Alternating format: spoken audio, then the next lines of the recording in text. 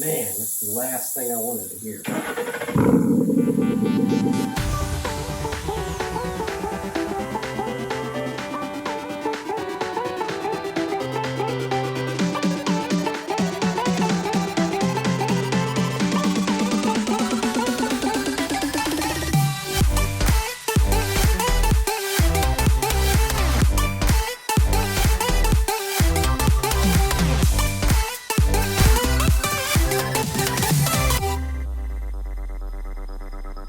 Hey guys, welcome to another episode of Rebuild It. It's been a minute since we've had an episode, so welcome back. And we're going to keep on working on the Firebird this week, the engine anyway, and see what else we can come up with since we left off on the last one. So let's see what we can do. All right, so I've been working along here, doing some cleaning. I've got both of those down pipes off of the manifolds, which was no problem at all. Their nuts were not frozen. I don't know why they left those on there. Anyway, and I sandblasted one of them there, and that silver paint comes off really easy. So I might do a little more blasting on that one, but it's mostly done. Then I'm going to use manifold dressing on it. I've got most of the paint off of the intake.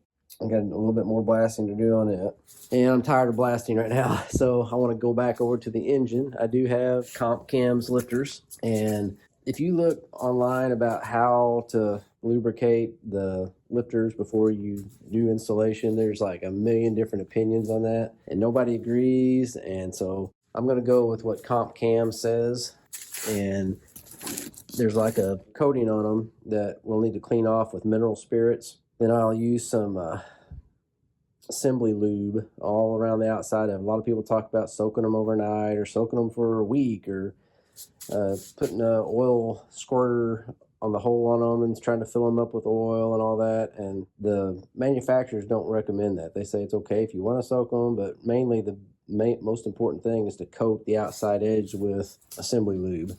So I'm going to start loosening all these rockers now that I have the valves adjusted, and take off the old lifters, clean up the new ones, get them covered with the assembly lube, get them installed. And then I've got a tool that I'll show you where we can actually, we'll hook a oil pressure gauge to the engine and manually work the oil pump to where it runs oil all through all the passages, and we'll check our oil pressure and all that stuff before we go farther. So let's get started with that.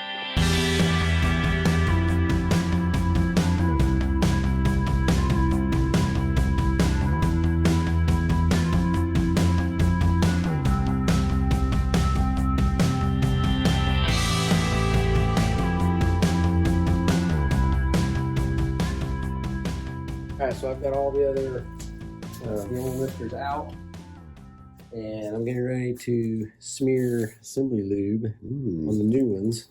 A dab in here, all around the outside edge, you know, everything that needs to be protected against metal to metal. So do that, and then we'll put all the push rods back on them and start get our new nuts on the rockers, and we'll start adjusting valves.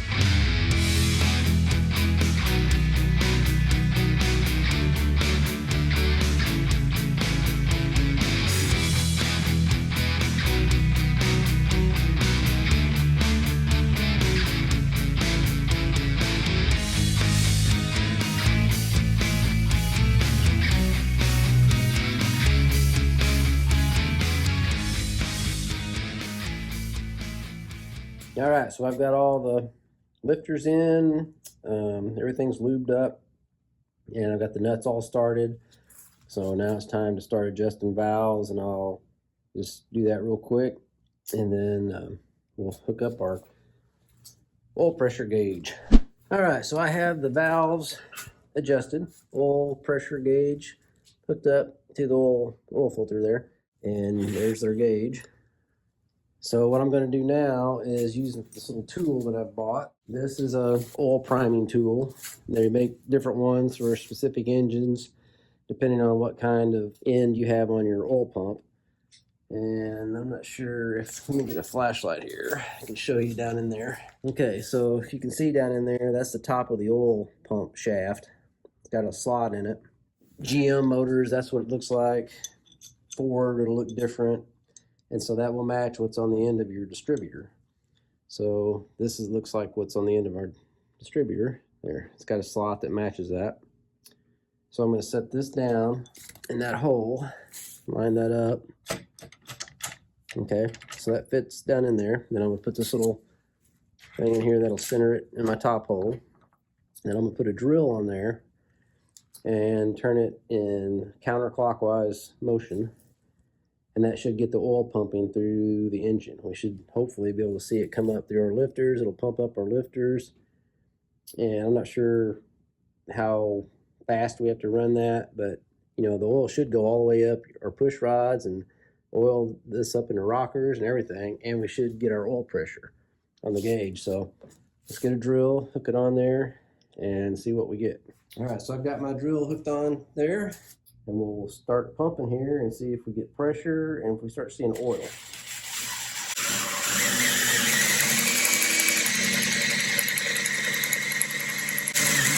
Wow, that's 70 pounds of oil pressure right there. I'm seeing oil pumping up through all the lifters, it looks like.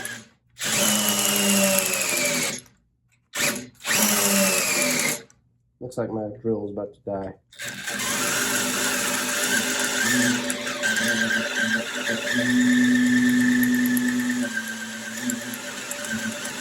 So we got really good oil pressure. I see oil pumping everywhere. Looks like.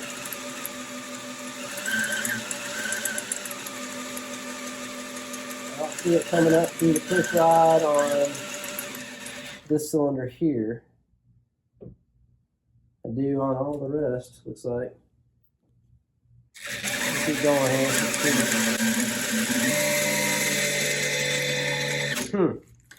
Okay, so I've got it everywhere except right here. And that is cylinder 7, or cylinder 5. So I need to take that back loose, I guess, and see if we've got a clogged up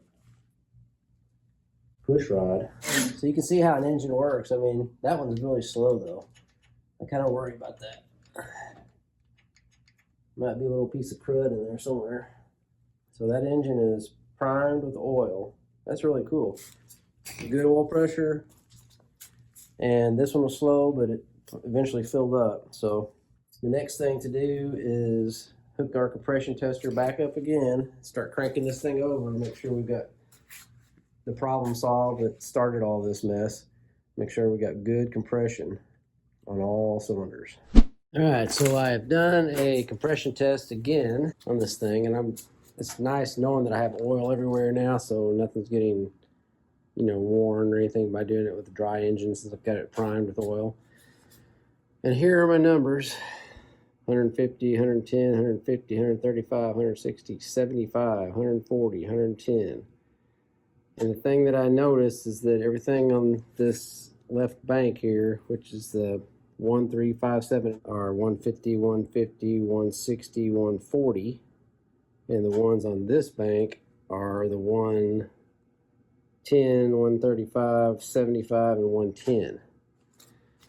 So that sounds almost like a blown head gasket because all of them are low on that one side. And also I want to show you, when I crank this over, I'll put the compression tester on one of the other cylinders and you see what it sounds like. Then I'm going to put it on cylinder 2 and let you see it and tell me what you think this is. All right, so I've got the compression tester on cylinder 6. I'm going to crank it over here and you just kind of listen and watch.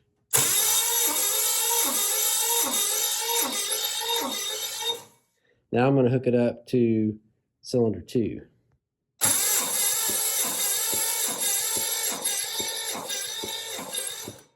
I don't know if you could see that or not. There's a little bit of like rusty smoke coming out of it, and you could hear it go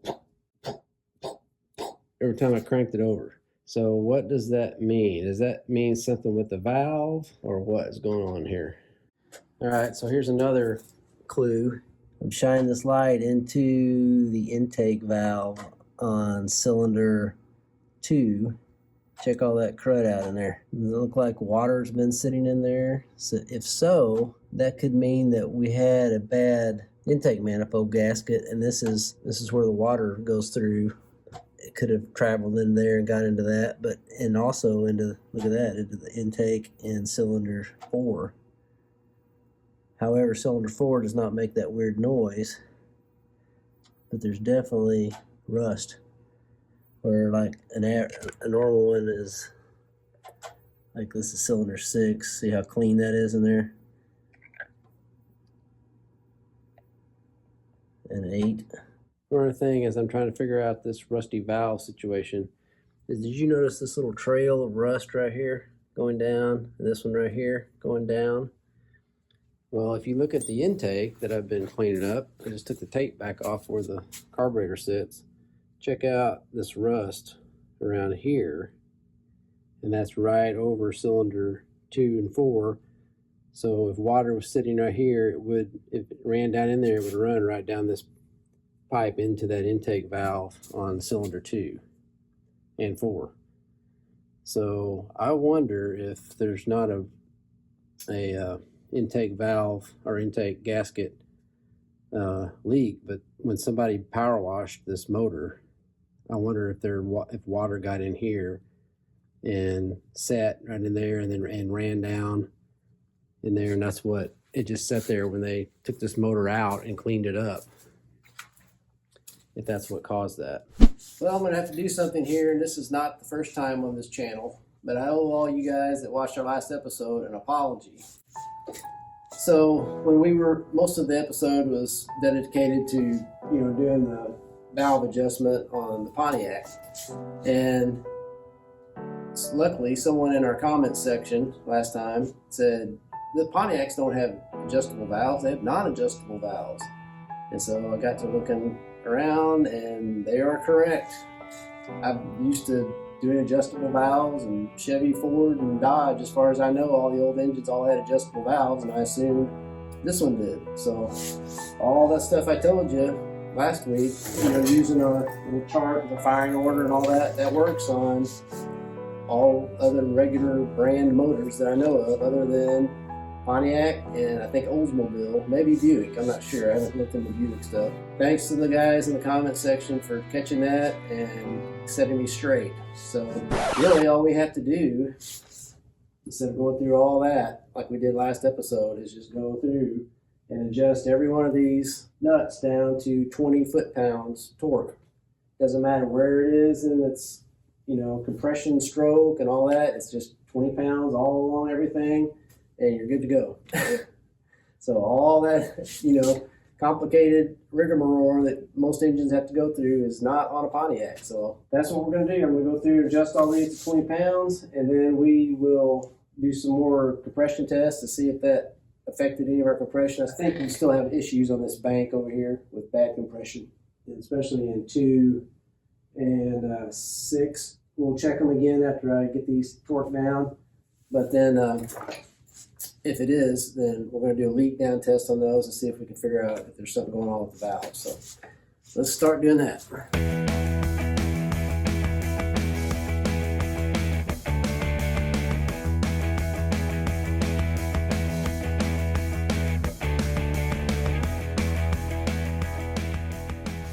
All right, so I got everything torqued down to 20 foot-pounds, and I went ahead and primed the oil in the engine again and did compression tests on number 2 and number 6, which were the bad ones. And so last time it was 110, this time it's 115 on 2, last time it was 75 on 6, and this time it was 90. So still not good. So I'm going to go on to the leak down test, and I'll go get that and show you how that works. The first step in the leak down test is to get whatever cylinder we're testing to top dead center on the compression stroke. And so that's what I've done on cylinder 2. The piston is at its highest point, which means both valves should be closed on the compression stroke. So here's our tester, and then it should show us the pressure that's going, what it's holding in our cylinder.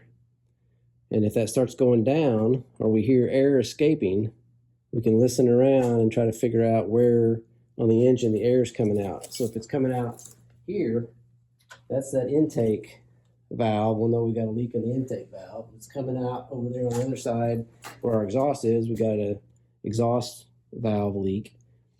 If it's coming from some other area, like, and it's not coming out of either one of those places, it could be a head gasket. If it's coming out, if we listen into our tube that goes down our dipstick near the oil pan, if we hear it coming out of that, then it would be air escaping around the rings of the piston and going down low. So let's screw this thing in.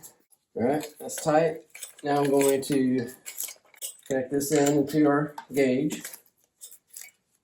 Now we're going to get our shop air, connect it in here. I'm going to turn this regulator and get some air into the cylinder.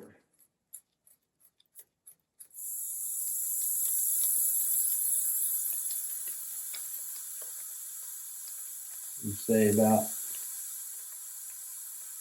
80 pounds. So we can hear it coming out big time somewhere.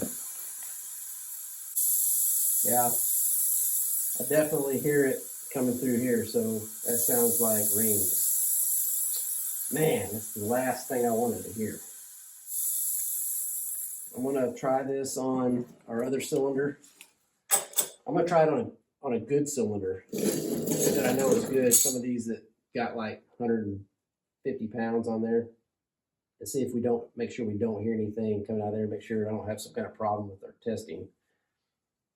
But let me do that real quick, and then we'll come back and check cylinder 6. All right, so I've got 6 on top dead center. Let's see what we get on this one. 80 pounds, and it's showing 30, which is about like number 2. So let me check where I hear it. Oh, that one's the valve. That one's coming out of this valve right here. Yeah. So intake valve is the major problem on that one. Golly. So we got valve problems and ring problems. So the next step, take off this head, see what's going on with those valves, if they have to be ground or what's going on with them. I guess I should go ahead and test these other 2 since now we know that there's other issues. We need to know what's going on with that since we're going to have the head off. So we've got rings, or it's going into the oil pan on this one, and intake valve on this one. All right, I'm going to check the other ones and I'll let you know. Okay, so I went through and checked the rest of these, and everything, all these 3, is intake valve is leaking on every one of these, and it's over, the 10% that is allowable. So head definitely has to come off. This one that was not leaking out of the intake, but it was definitely leaking past the rings. I could put my stethoscope tube down in here and just hear it blowing like crazy down in the oil pan area. So that is bad news. I did not want that at all. So that means we have to get it back on the engine stand here, try to get the oil out of it, get the oil pan off, take that piston out, try to figure out what size rings we need to order, hone that sleeve, all that stuff, and also figure out what's going on with the valves on all these. So definitely a lot deeper than I wanted to get into it. I'm going to work a few hours trying to just get cleaned up so we can go on to this next phase of tearing this thing down some more and not have a mess to step around. All right, so now that I've got it up on the stand and a little bit cleaned up in here, I'm going to go ahead and start removing this head here. We'll take loose all the nuts and get the push rods out, and then start taking the main bolts off, and then we'll take it off and see what that piston is really looking like, and the valves and all that, where we can really see them.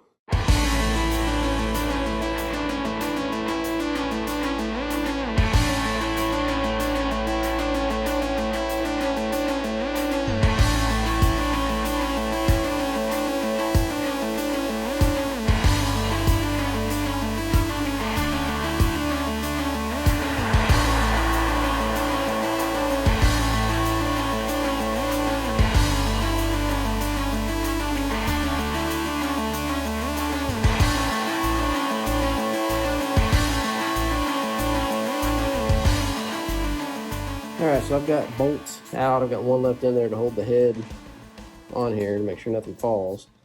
But these bolts, some of them are different lengths. So I've got them laying out where they were in there. So I'm going to get a piece of cardboard and poke some holes in it in the same order that these holes are, and make sure I put the bolts down through the cardboard so I'll know exactly the way those go back in, because we've got like a longer stud bolt here, shorter ones here, longer one here, shorter one there. So we'll make sure I don't mix it up.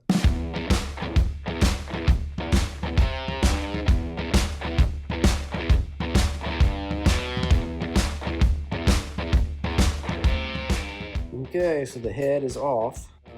There is our cylinder that was leaking down into the oil pan. I am going to try to turn the engine over, by hand and see what the cylinder walls look like.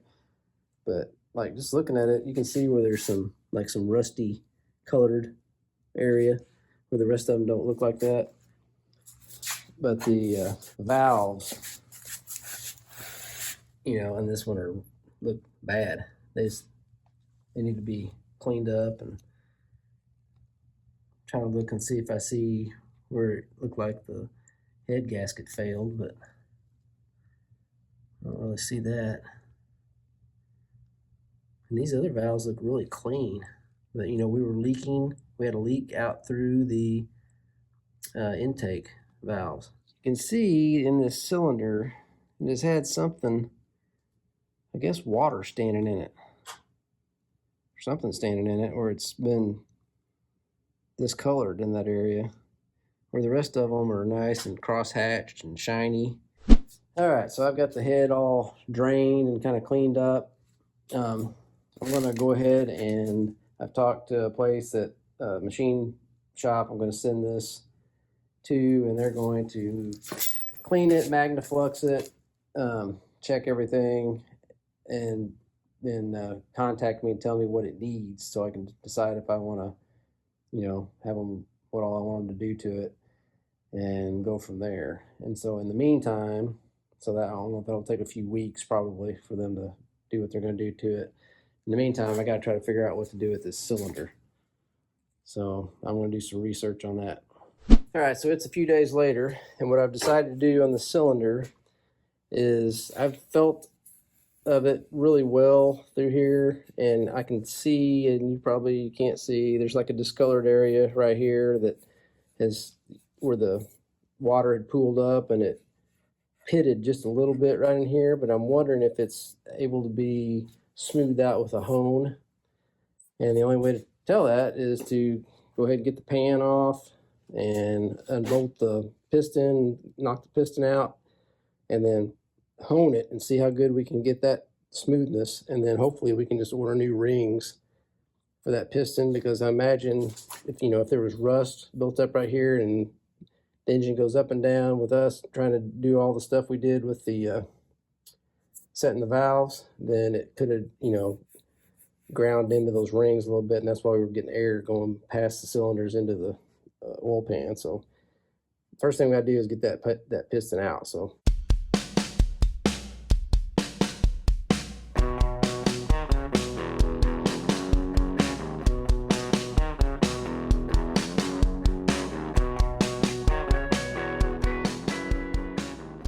all right, so there's the pan off, and here's our problem child.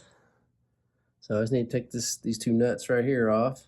Looks like the oil pan has got some sludge in it, but not, it's pretty thick oil, but it's not like I don't feel any metal shavings or anything like that in there. It just looks like the oil's been sitting in there a while. So I'll clean all of it out before we put it back on. Get new old pan gasket, and this rubber piece here, make sure it's all cleaned out good.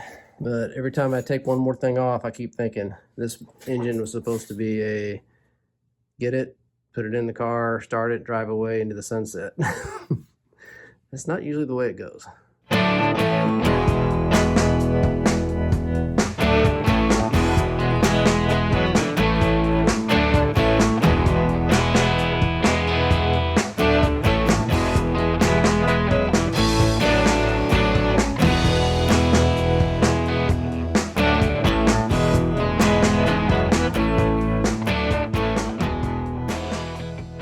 All right, so I've got it flipped upside down, and I made a little bit of a mess because it was still full of antifreeze. So I caught most of it, but I got a little pool there. So what I'm going to do is take this hammer handle and try to tap it on the end of that piston. We don't want to use anything metal, and try to tap it out. And do that at the same time that I kind of catch it if it comes out, because I don't want it hitting the ground. Piston is out, as you can see. And so we will get a honing tool and run it in and out of that thing. We'll make sure, you're really not supposed to do that with your engine still intact, but I am not stripping this thing all the way down for this one cylinder. So I'm going to put a towel over the crank down there and make sure there's nothing gets down that far to get it into anything, get it contaminated. So here's the area right in here that's suspect, but it is not. I mean, I can feel it, but it's not bad. I think it'll hone out, but I think the big thing is that we need new rings. So, and you can't really tell that either, but so I'll just have to order new ring. I guess I need to take these off and make sure they're standard rings. I don't really know how to tell that. I guess measure them. Maybe there's something stamped on there. I'll do some more research on that and get the appropriate stuff here, and we'll get it put back. All right, so we've got the ring, top ring off this piston, and I also feel more rough stuff up on this top part where we couldn't see a while ago. You see that down there that I think we can hone out, but it feels pretty rough right up here at the very top edge. And I'm not sure how much rough stuff you can have up here, how deep before the ring hits it. So I guess I need to measure all that. All right, I've done a little research and I've learned a couple things. One is that dot we just talked about right there is a orientation mark that tells you that is what goes up. So when you put this on the piston, your dot goes up, and that's so that the bevel on there is facing the right direction. And I also learned that the Pontiac 350 has a 3.875 bore. So the cylinder is 3.875. So this piston should just be slightly smaller than that. So what I want to do is I'm going to measure the diameter of the piston and see what that is. And then I'm going to show you how I'm going to check what the measurement on the inside of the cylinder is to make sure if we can order standard rings or if they have to be 10 over or something like that.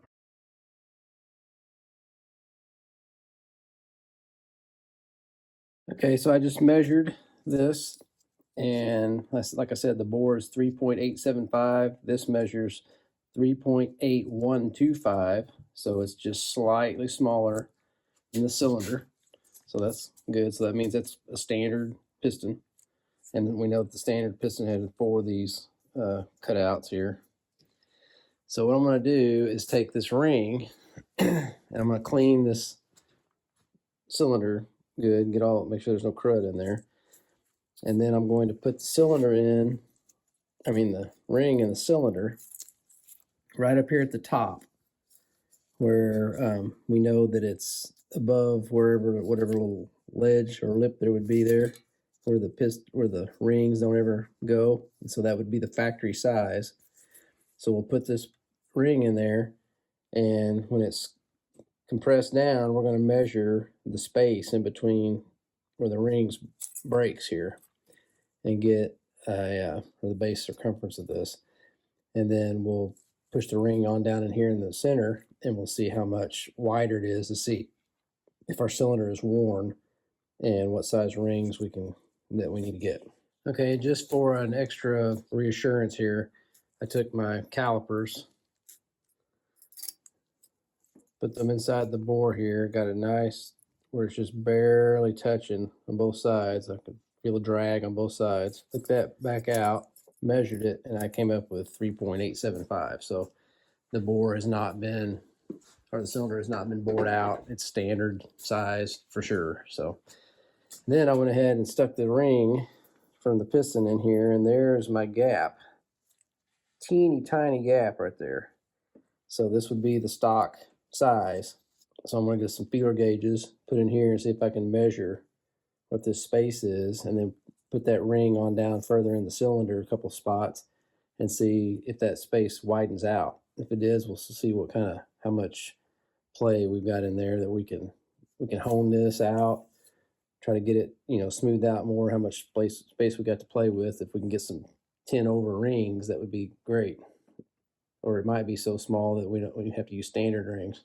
So I just got some feeler gauges. I've got a 0.016 and 0.006. I put those two together. I can just barely get them in that space. And I mean, they're tight, okay? So you add 0.016 and 0.006 and you get 0.022. So I'm going to take my old piston, or my piston, push that ring down in there so that it's even.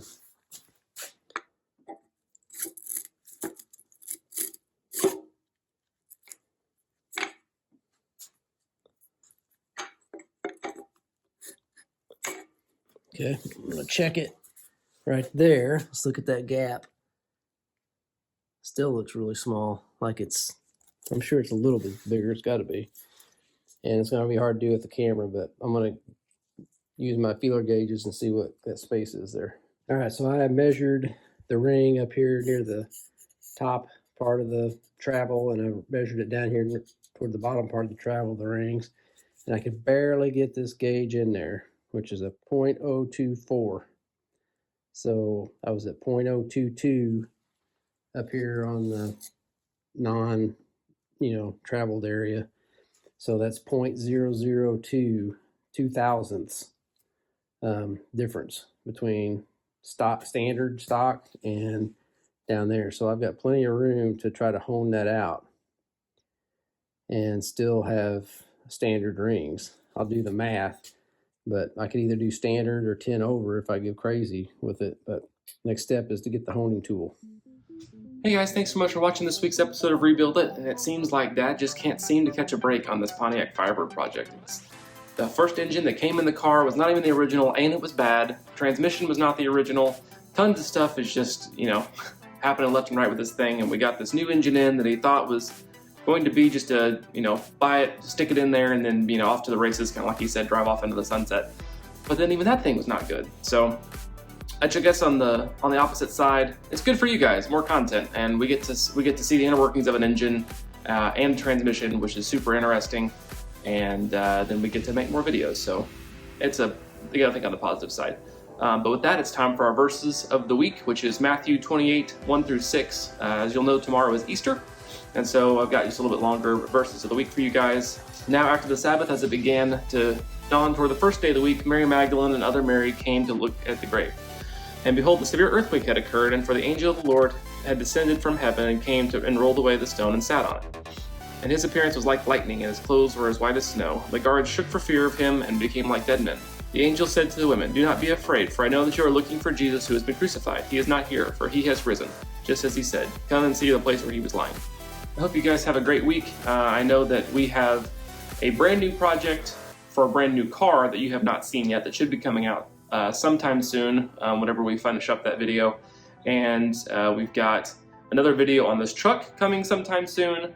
And we're going to be kind of waiting on the machine shop for that Firebird head to get done with. And then we'll have another video on that, honing out that cylinder and just a couple other things before we get the engine put back together. So thanks so much for watching. If you enjoyed it, make sure you hit the like button down below and make sure you get subscribed. And we'll see you guys in the next one. Take care. And always remember, don't retire it if you can rebuild it. Thanks so much, guys, for tuning in and watching this week's episode of Rebuild It. Make sure you subscribe so you don't miss out on any awesome content. Have a good one.